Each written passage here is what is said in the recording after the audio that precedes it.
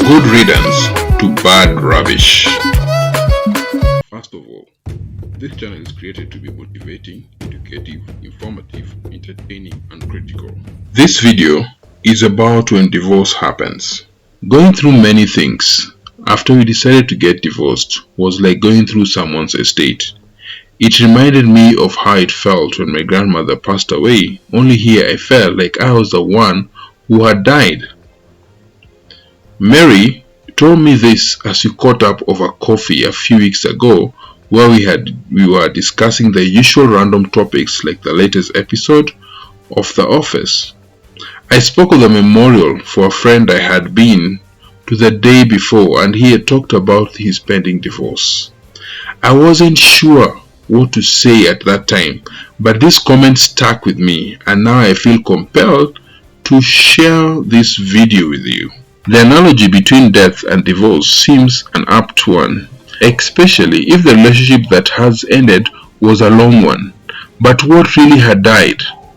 Odhiambo and Wairimu had been together for 12 years, nearly all their adult lives. For Odhiambo, being part of Odhiambo and Wairimu was part of what defined him, and losing the we part of his identity was like dying. He did not know how to be an I. Here's how it happened. It was a Thursday night when I came home from work. She was sitting there in an open bottle of wine, and she poured me a glass and said that we had to talk. Never a good thing to hear from your partner. She told me that she thought I should move out.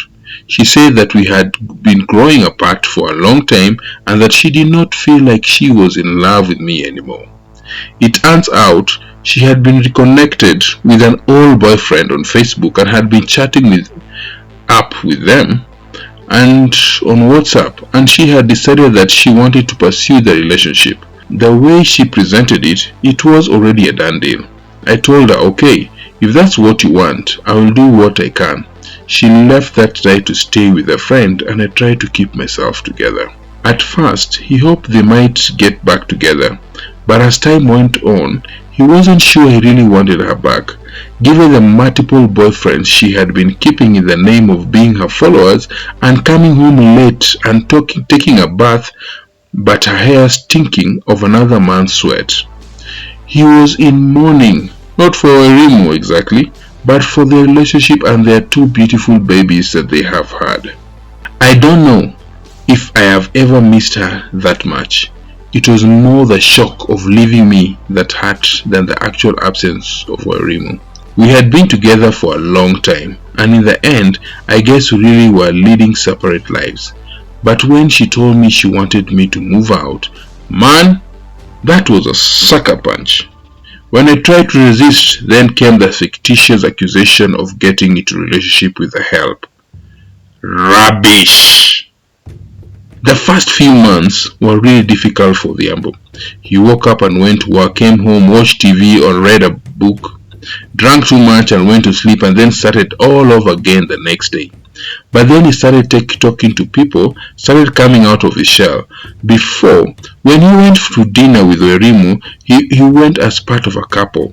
The waiters and the other patrons didn't notice him. He was an invisible part of the landscape to them, and he didn't notice them either. His only focus was his wife. But now when he went out to his neighborhood, people greeted him. Going to dinner at his favorite restaurant meant the owner will come by for a chat, bring him an appetizer on the house, sit with him for a while over a glass of wine. He was becoming a part of the community. Odhiambo was waking up. A few months later, even though she's the one who had wanted to leave, Wairimu asked me why I didn't fight for her. Why I didn't love her enough to beg her to stay with me. This made me so angry, since when she sprang the whole thing to me, there was no way I could have begged her. There was nothing I could have said that would have changed her mind. Here she was saying she resented me for not fighting for her. Around this time, Odhiambo began dating someone, which helped him to recover the sense of himself. Even though the relationship didn't work out in the end, this other woman once asked him what she would do if Werim wanted to get back together. I don't know how to answer that question at that time, but later I was grateful she asked it, because Werimbo did not eventually say she wanted to be with me again, and if I hadn't already thought it through, I might have jumped at the chance. But when it came down to it, I realized that the reasons I would get back together with her were about proving something to myself, winning something over her, and it would not have been because I loved her or really wanted her. So I said no. After listening to this story, I asked Odhiambo if he still felt like he had died. Yes, I do. But it's not such a bad thing. I may not be a part of Odhiambo or Rimu anymore, but at least I know what it feels like to be Odhiambo, and letting go and understanding the phrase good riddance to bad rubbish. Thank you for watching and being part of Real Fresh Wisdom. Kindly share and subscribe if you would like to be part of this journey as you're taking it together. See you in the next video.